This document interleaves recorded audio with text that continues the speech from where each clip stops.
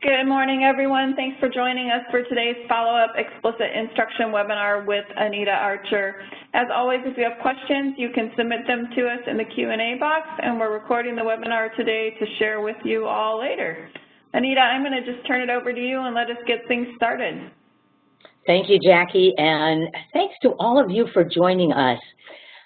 Today I am in New York City. It is a beautiful sunny day outside, and it gives me inspiration for this webinar. And you also give me inspiration because some of you will email me and say, this is what I would really like to know more about. And so today's webinar is based on two inquiries.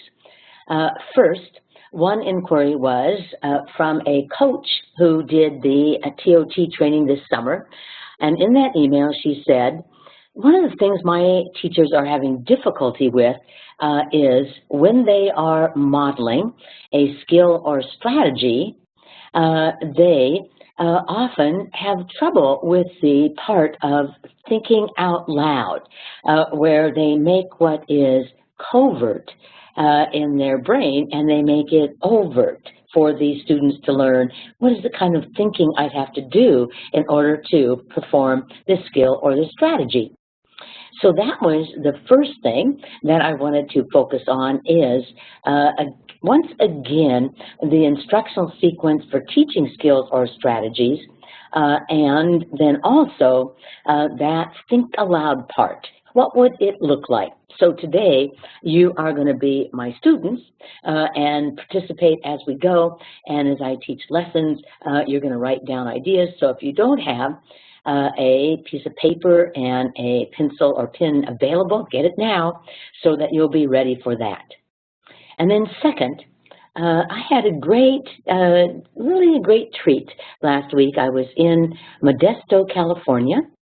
And there I was working with the language arts individuals coaches at the secondary as well as the elementary level. And one of the things that they asked me was, what kinds of writing activities would make the most difference with some of their older students who have difficulty formulating sentences and paragraphs. And so I had the gift of teaching a lesson to, I think, the nicest group of ninth graders I have ever had the gift of teaching, ever. We used sentence expansion. And the teachers were extraordinarily impressed with the quality of their sentences. And, you know, I have noticed this before. In my work in schools, both intermediate grades, middle school, and high school, I look at students' performance on things such as writing an argument essay, writing an informative report, and the structure is often there. They'll have an introduction, a body, and a conclusion. The students will have a claim in the introduction if it's an argument and preview the reasons, and the paragraphs will have a reason and detail in the body, and they'll even have a conclusion. But often the essays are still extraordinarily weak. Weak because of the quality of the sentences. You know, I have a very good friend in Portland, Oregon, who is an absolute gourmet cook. And she always does these recipes that take many ingredients and much time. My cooking takes few ingredients and almost no time, coupled with eating out. But she'll often give me recipes, and many times I will follow up. So pretend that she gave me a recipe for a salad I'd had at her home that was delicious. And so I go to her house, then I fly out, and I'm gone for 2 or 3 weeks and come back and pull out that recipe and say, I'm going to make it. And I go to the refrigerator to the vegetable bin. And the first thing on the recipe is romaine lettuce. So I get out some romaine lettuce. Now it's been there a few weeks from the last time I was in town. It's kind of wrinkled, crinkly. Ooh, it's a little gray on the edges, but it is romaine. So I put that aside. And then it says I need some radishes, lots of minerals in radishes. So I look and dig down into my vegetable bin, and there are some dead radishes. I mean, we're talking super dead.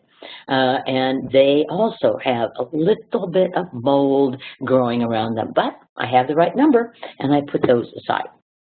You see, if I followed the recipe, but I had rotting ingredients, then no matter if I had the best of all recipes, the outcome is going to be poor. And that is exactly what I see happening with many essays of children, is that the sentences are poor. So one of the participants in my time in Modesto said, would you have, as part of your webinars, would you have sentence refinement as one of the centerpieces? And so that is exactly how these emerge today. One request was on strategy instruction and showing the think aloud part particularly. The other one was give us some examples we can share with teachers on sentence expansion, sentence combining, as well as revision at the sentence level. So that brings us together with the perfect topics today. But then I got an email from one of our trainers that I've known for many years, very confident. She said, Anita, this is on skill and strategy. Would you be sure that we have a clarification about skills and strategies, and what is the difference? And so I do what I often do. I emailed my colleague, Dr. Mary Gleason, who I've written intervention programs with for now 35 years, and asked what she would say. So we are going to actually start with that, and we'll go from there. So these are, quote unquote, from Dr. Mary Gleason. And she said, first, a skill.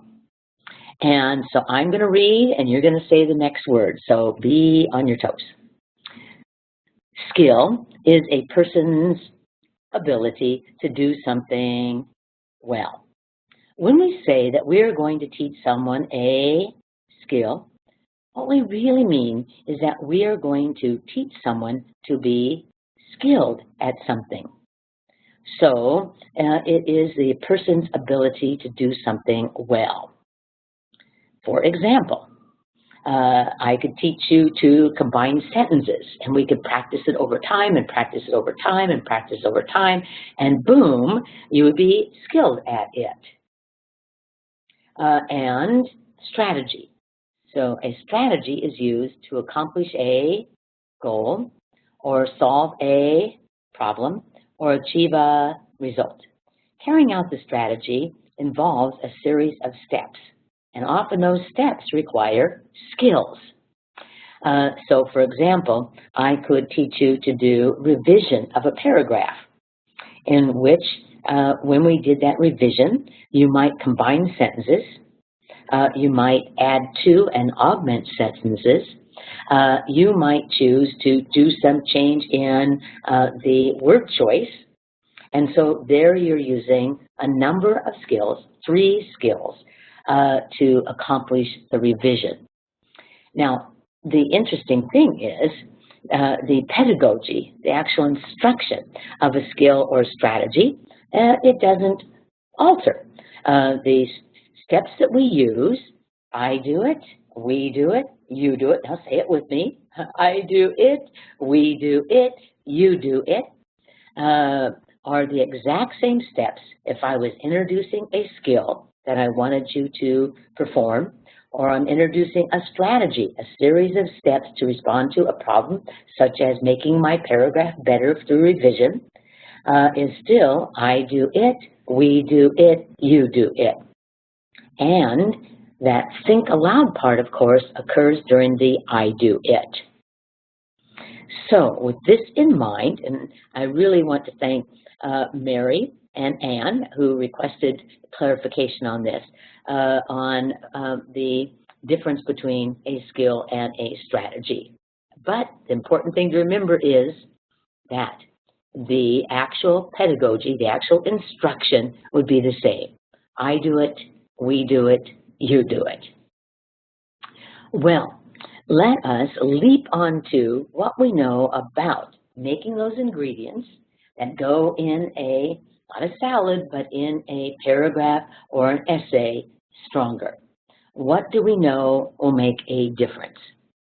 Now, one of our very best sources of information are the different things that come out from IES, the clearinghouse for very good reviews of research.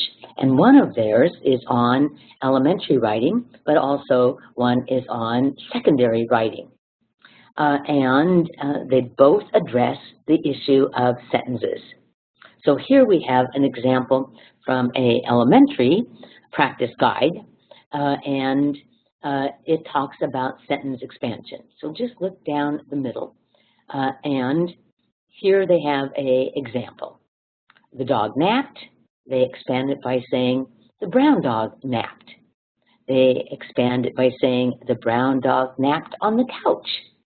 They expand it to say, the lazy brown dog napped on the couch.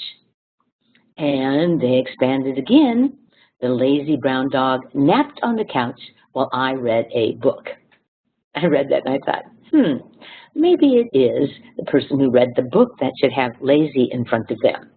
But you can see that details have been added to make it a richer and a richer and a richer sentence. And we'll tell you, when you look at some of the research by Steve Graham, one of his findings was that students' writing could often be improved by a directive. Add details, add details, add details. And that's exactly what is occurring with sentence expansion.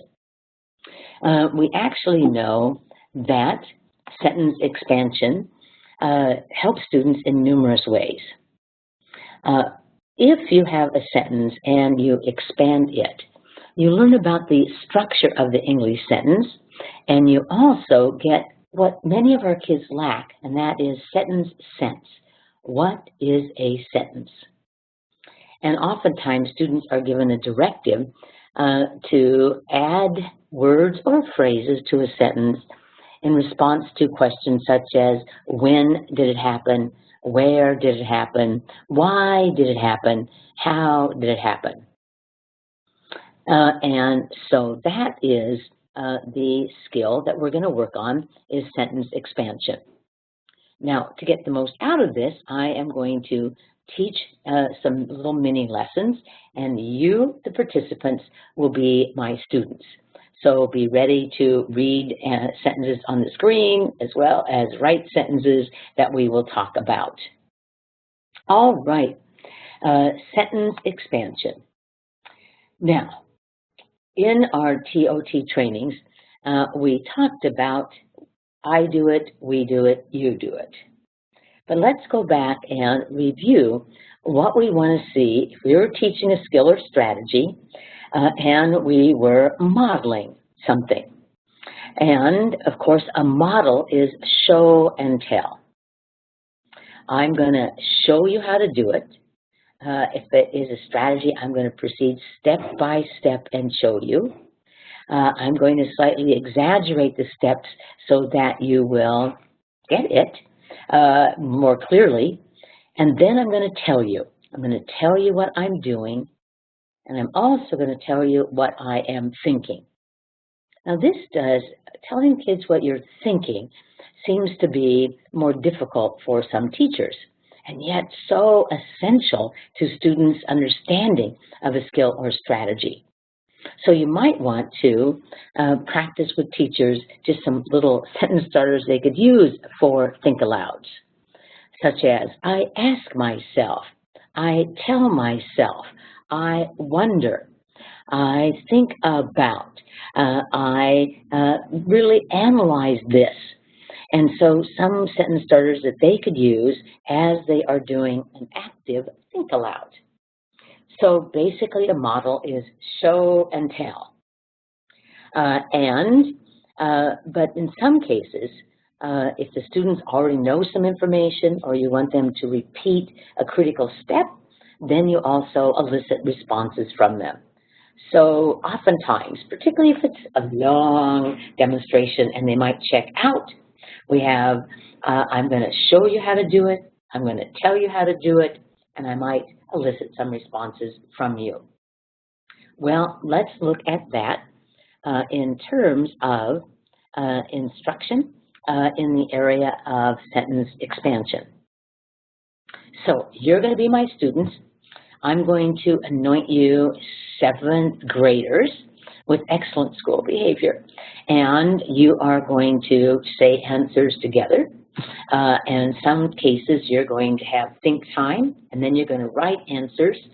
And when you write your answers, put them in the chat box so that I will be able to see them. All right, 7th graders. So 7th graders, we have been writing paragraphs and essays this year. But one of the things that I notice is that sometimes the sentences that we are including in those paragraphs, in those essays, are not as strong as we might want them to be. So we are going to learn one way to improve those sentences. We're going to learn about sentence expansion, how to take a short sentence and expand it. And this will help us if we have lots of short sentences, adding details to them, making them richer sentences for the reader. And after we practice this together, then we're going to have it as a warm-up activity. So you'll see when you come into class a similar activity that you'll do on your own, and then we will share the sentences with our peers and also decide which of the sentences are the richest in terms of conveying information to the reader. So let's start on this, and it is my turn first. And looking at the directions, I'm going to read. When I stop, say the next word. Expand each sentence using 3 of the following question words, and read them with me. Who, what, when, where, why, or how. Okay, so those are the question words that we will use to expand a sentence. So we're going to start every time we practice this with a start sentence, and read the sentence with me and go. The children raced. Now, if I'm going to expand on that, I'm going to have to get a picture in my mind first, because there's so many ways that this could have occurred. The children ran or raced down the track. Maybe they're in PE. The children raced to the ice cream truck. The children raced to get their library books. The children raced. And so what came to my mind, though, was actually an event last spring at the end of the school year where it was the last day of school and the children raced down the road out of the school to summer freedom. And so I'm going to use that image as I expand and create this sentence. So the children raced. Now, I asked myself, when did the children race? Well, it was one summer day, so I write that down, or one spring day. And where? Well, where did they race? You know, this school had a big front door, and then there was a road that no cars went down, and they just raced down that road to the place where the buses were, to where the parents were greeting them. So the children raced one spring day down the road. And why? Well, they were celebrating the last day of school, probably some teachers running with them. And so I say, well, why? They were celebrating the last day of the school year. So in this case, the teacher gave me the 3 questions to answer. Sometimes you get to pick which questions you want to answer within the sentence. But now I have to put this all together. The children raced. And so I might say the children raced down the road one spring day to celebrate the last day of the school year. Okay, I might say that, or I might say, the children raced one spring day down the road to celebrate the last day of the school year. That doesn't sound very clear.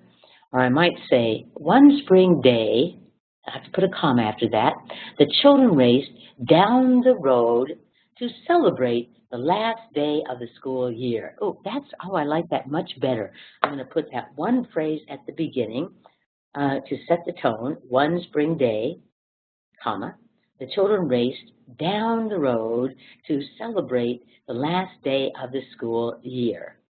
And then I write down my sentence. Would you please read it with me? And go. One spring day, the children ran down the road to celebrate the last day of the school year. Wow, we have lots of details within that sentence. Spring day, when, ran down the road, where it happened, and why, to celebrate the last day of the school year. So this is the activity that we're going to be doing, teacher talk. Should I perhaps model this numerous times? I might model it one more time, but we don't want to get in the habit of doing, I do it, I do it, I do it, I do it, I do it, I do it, I do it, I do it, I do it, I do it, I do it, I do it. Now let's do it together.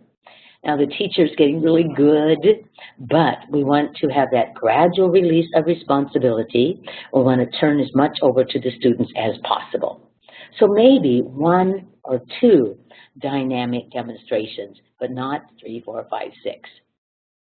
So let's do one together. And again, teachers, I just want you to follow how we might scaffold it. And at this point, there's sort of 2 ways that I could go. I could guide the students step by step as they created their own sentence, but that is still a we do it because it is heavily scaffolded. Or I might do one together where the kids made suggestions. That would even be more scaffolding. So I'm going to actually do it as I did with the 9th graders. And so, again, be my students and get ready to respond. So we are going to have a sentence starter, and we're going to do this one together. I'm going to guide you through it as you create your own sentence. And so read the start sentence with me. The spectators departed. Okay, so spectators, those would be the people watching a certain event occur, and departed means they left. So the spectators left some event. Teacher talk. When I taught it in 9th grade, the students were predominantly students learning an additional language. So I didn't assume, you know, that assume aside, no. I didn't assume that they knew spectators or departed. Instead, I clarified for them what both of the words meant. All right, so back to being students. So our start sentence is, the spectators departed. Now you have to get a picture in your mind of the event.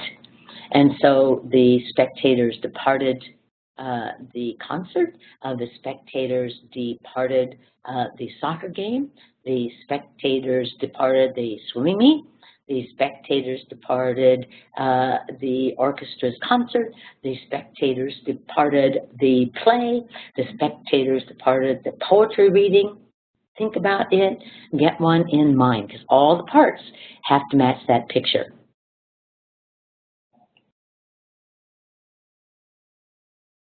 All right, so then you have to think about when it happened. And right after when, on your paper, I want you to make a note of, once you got that picture in your mind, of when it occurred.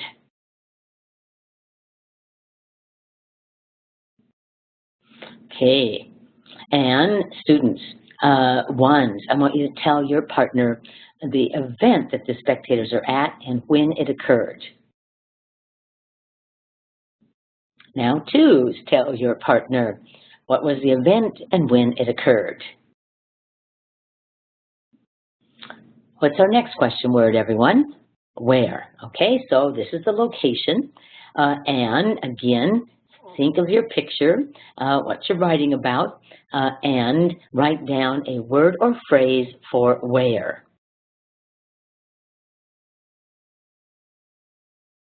And 2, share with your partner where this event occurred. So our next question is, why? The spectators departed. And you're thinking, why did the spectators depart? And so get a good reason in mind that they left that soccer game or that concert or that poem or that play.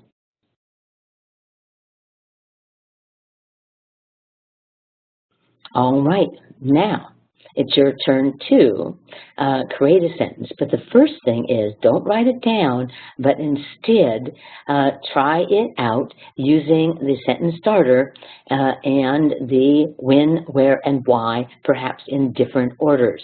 So think about it, try it out.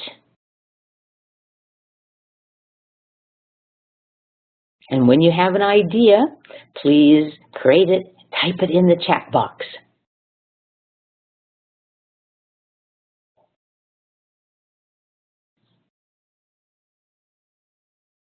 I see some coming up.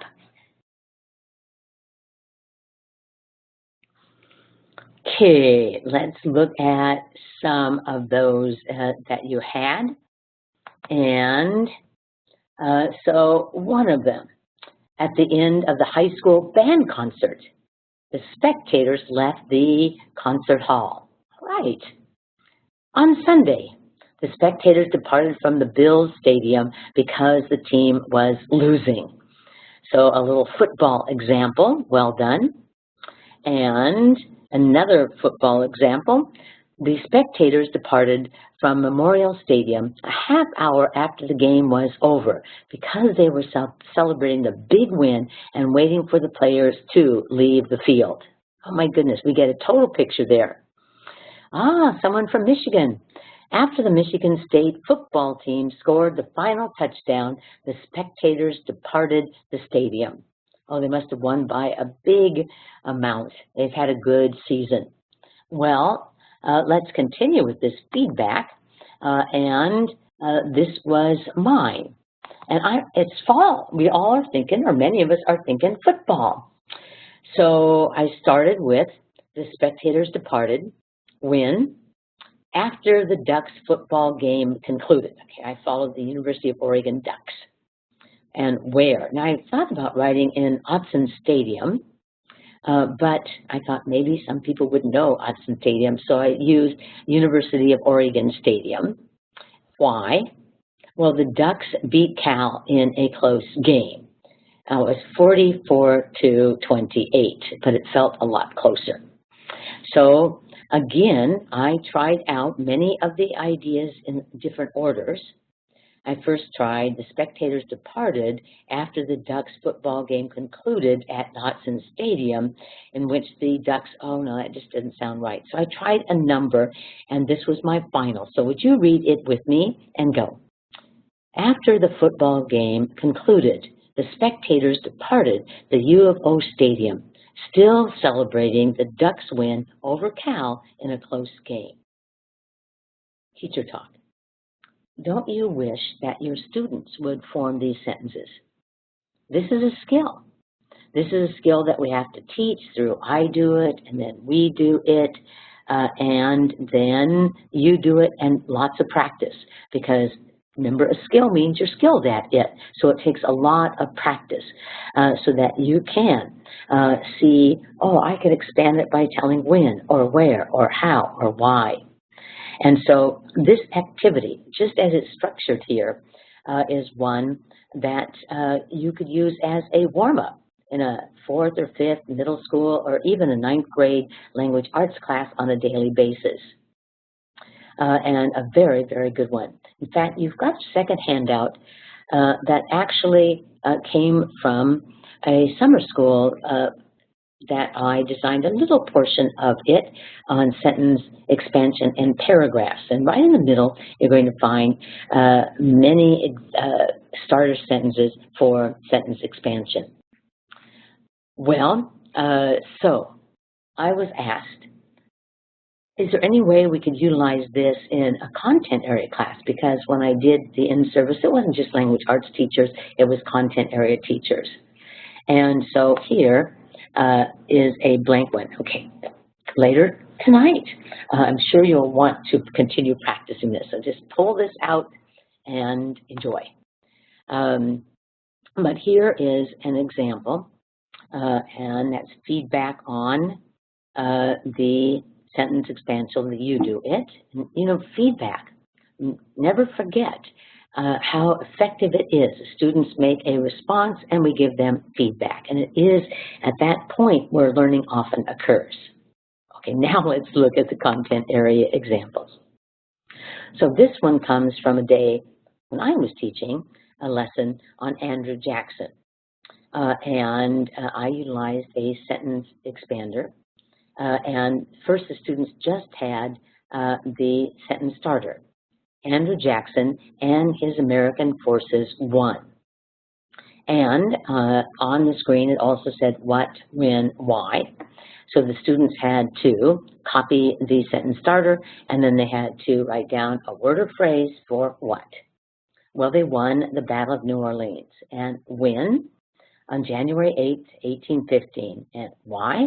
They wanted to keep the British from seizing New Orleans and the Louisiana Purchase. So the students would fill in the what, the when, the why, and then they would put it together and expand. So this is one of the sentences. On January 8, 1815, Andrew Jackson and his American forces won the Battle of New Orleans, stopping the British from invading and seizing New Orleans and the vast Louisiana Purchase. My goodness, we would love, love, love, love to see that. It flows, it has critical details. And the students had to go back in their text and get the evidence of what it was, when it was, why it was, and put it together. Well, when I recently did have this as a part of a in-service on short writing, a science teacher said, do you have any science examples? And I said, I don't have any at this moment, but if you do some, would you please share? And the next day, she shared 3 examples. Anya, thank you so much. And so a start sentence, carbon dioxide is produced during cellular respiration. And then the students had to go back into their notes or into their text and say, where does this occur? And when does it occur? And how does it occur?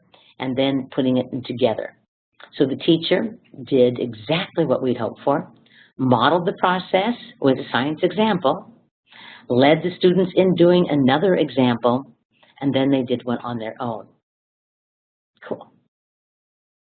All right, so one way that we could expand or refine sentences, make them stronger, is through sentence expansion. And this is a skill that if given enough practice, then it will become a part of their writing and a skill that they could use as they did revisions. Well, what other skill might we teach in terms of sentences and use that? I do it, we do it, you do it. So another one that occurs in the IES practice guide is sentence expanded. So here they have 2 examples. My dog is brown, my dog is big. My brown dog is big. Showing that we could use it, sentence combining, as something that we introduced in the primary grades. Second example, the boy was riding his bike. The boy was careless.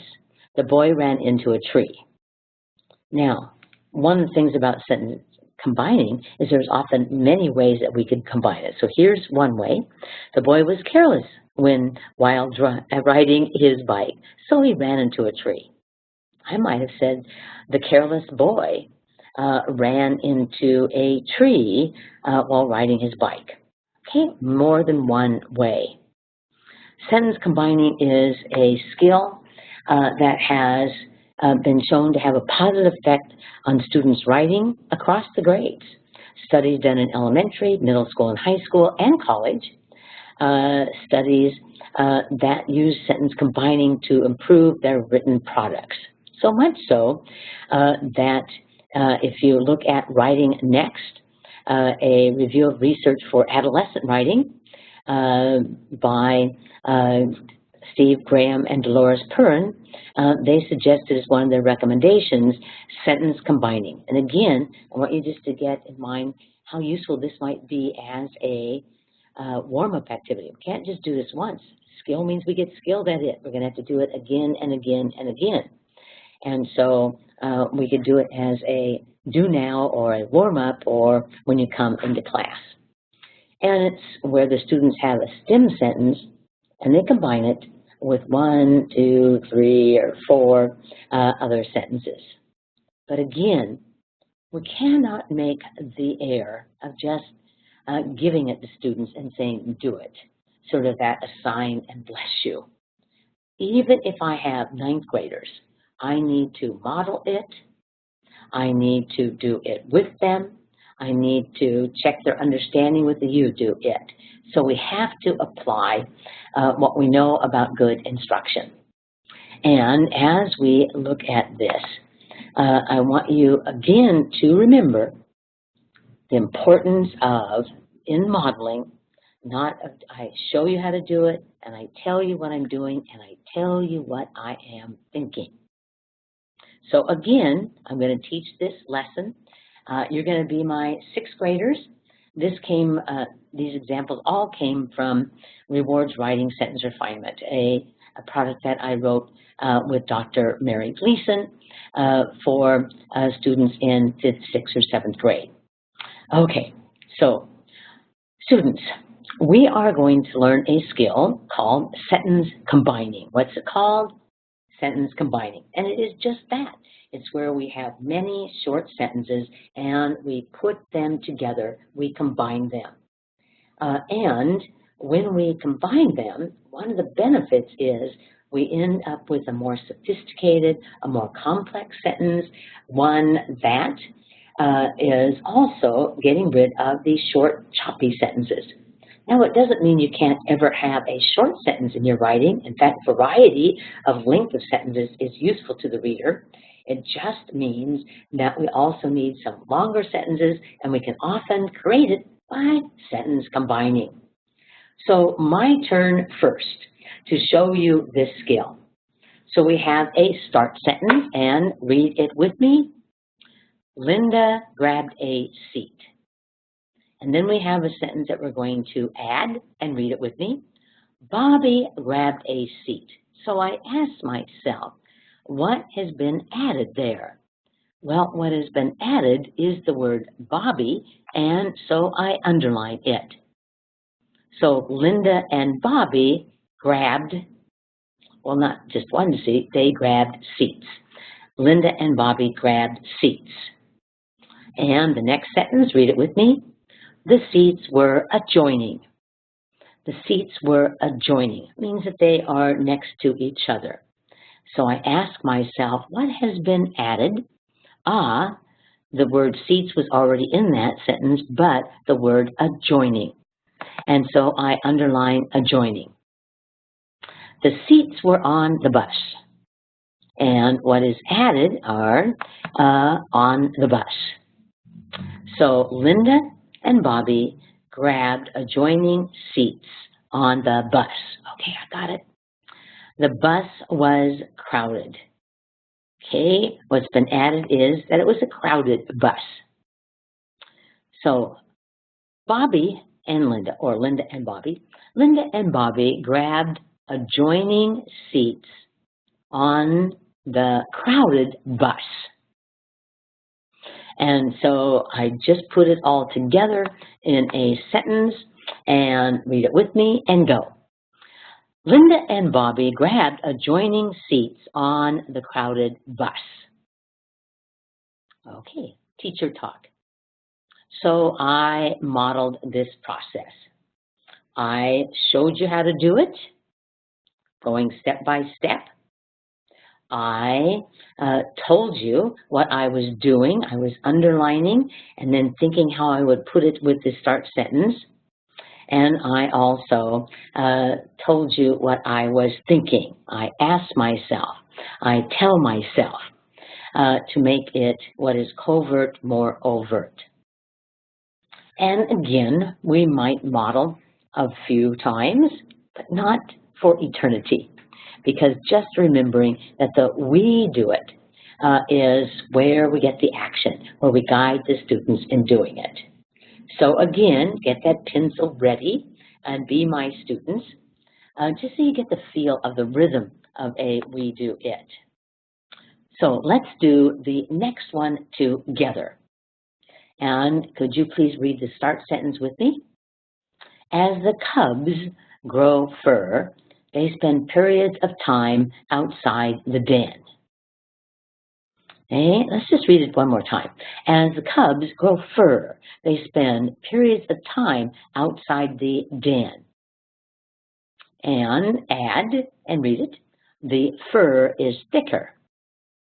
So what is new? Thicker, right. Underline it. And let's go back and put that in the sentence. As the cubs grow thicker fur, right on, they spend periods of time outside the den. Read the next one and go.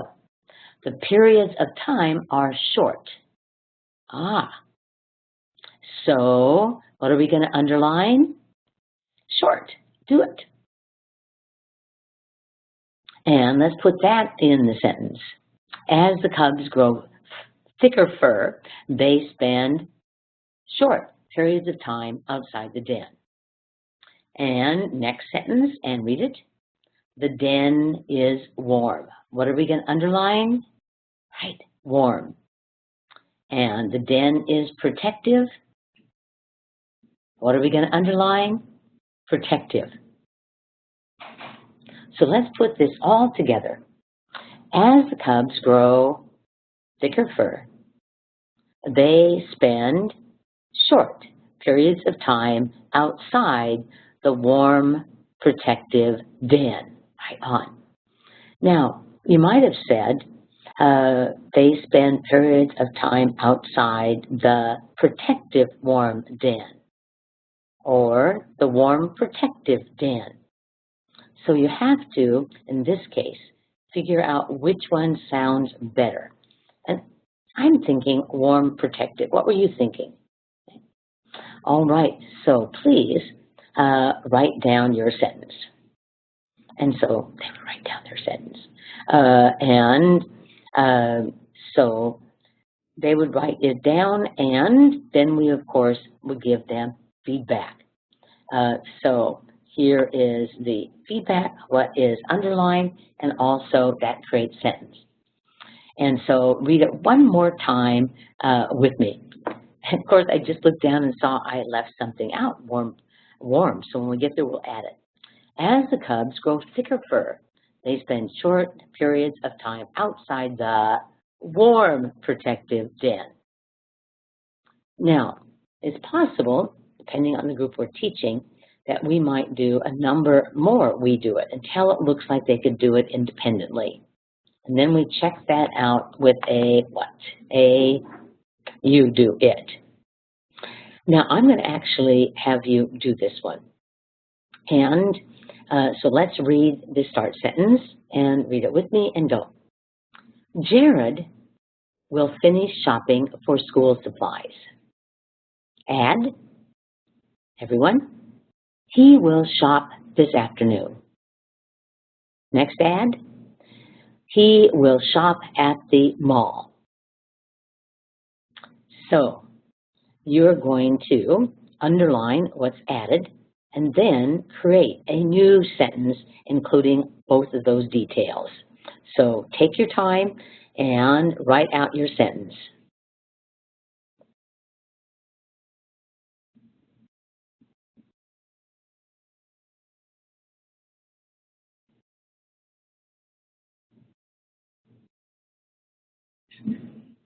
Oh, I see some ideas coming in the chat box and some different ideas.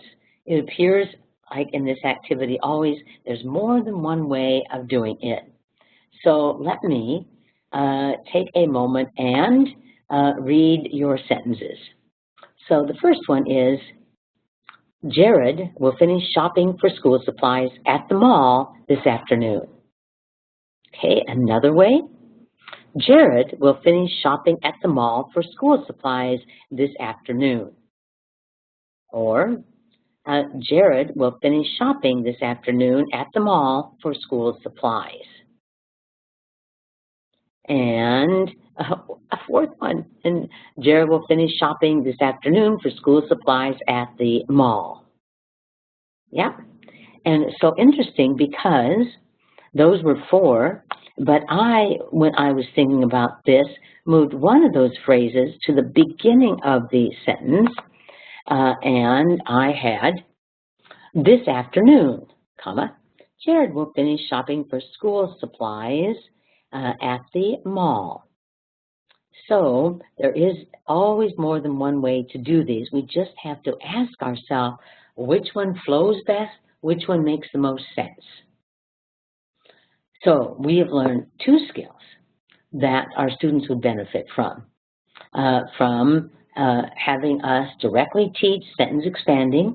I do it, we do it, you do it, with lots of subsequent practice so it becomes a skill. And sentence combining, where we introduce it, I do it, we do it, you do it, and we practice it as a warm-up activity for weeks till the students got very, very, very good at it. It became a skill. But we this is one more practice for you, we might go a step further, and we would go a step further, because these skills have a particular use in a strategy for revising. Now, if you have taught writing and you have asked the students to take time to go back and revise their paragraph or their essay, you probably noted that they do very little revising, where they move things around, they change words to have a better word choice, they add connectors, they combine sentences, they expand on sentences. Nope. Studies like, again, Steve Graham's seminal work showed that students spend very, very little time on revision. And part of it might be that we have not modeled it. That when we have these skills, we need to actually model it. And so I'm going to just show you the kind of thinking that we might need to do with our students. So looking up here, be my students again. So after we have written a paragraph, or we've written a number of paragraphs in a body of an essay, or an introduction or a conclusion, we always want to go back and revise it. Now this is not just fixing up that punctuation, capitalization, and spelling. No, that's editing. Revising is much deeper. Basically, we're asking ourselves, how can I make this better? How can I make this better? How can I make this better? And we can often make it better by saying, oh, here's a better word choice, or I could combine these sentences and reduce the short, choppy sentences I have, or maybe I can expand them and make them more useful. So let's look at the process I used for editing this paragraph. So first, I read the first sentence and I said to myself, you know, I need to add some words here. I need to expand on these sentences to be certain that the reader has even more information. So instead of saying just that there are a number of practices, well, they're actually research-validated practices. And so I added that strengthened sentence and the message. I want the reader to know that what they're going to do is increase the quality of student sentences. So now I go back and I reread my revised sentence. There are a number of research-validated practices that can strengthen the quality of student sentences. Okay. And then I'm going to introduce some. And the next sentence says, one practice is sentence expansion. But I didn't tell the reader what it was, or why it's important, or how you do it. I gave them no information. I hope they already know something about sentence expansion. So I say to myself, oh my goodness, I definitely need to expand that sentence. And so I say, I'm going to add a description of what it is. And so one practice is sentence expansion, in which students augment. Oh, I like that. Good word for add to, augment. Oh, I used a little higher word choice, in which students augment a sentence by adding phrases that answer questions such as who, when, where, why, how. Well, that is much better, because now the reader is not just left with one practice is sentence expansion. They actually know what sentence expansion is, that we're going to add to the sentence by answering questions like who, when, where, why, or how. I have a or there because we don't have to answer all of them. Okay, that's much better. And then I go to the next sentence. Another practice is sentence combining. I'll read that with me. Another practice is sentence combining. Once again, it doesn't give the reader any information, like what is sentence combining, or why should we do sentence combining, or how do we do sentence combining? Boy, any of those questions answered in the sentence would certainly add to the reader's information. So I say to myself, I'm going to add something here, and read the sentence starting with using and go. Using sentence combining, students combine 2, 3, 4, or more sentences into one sophisticated sentence. Okay, that tells how. Reducing the number of short, choppy sentences. Oh, okay, so that tells why. Now I go back and reread it just to see if there's flow as we go through this. So reading it with me and go. There are a number of research-validated practices that can strengthen the quality of student sentences. One practice is sentence expansion, in which students augment a sentence by adding phrases that answer questions such as who, when, where, why, or how. Another practice is sentence combining. Using sentence combining, students combine 2, 3, 4, or more sentences into one sophisticated sentence, reducing the number of short, choppy sentences. Now, the only thing is, I'm going to think about this, but I have combining and combine. I might want to come up with another word for combine. It doesn't come to me yet, but I'll be going back over it again.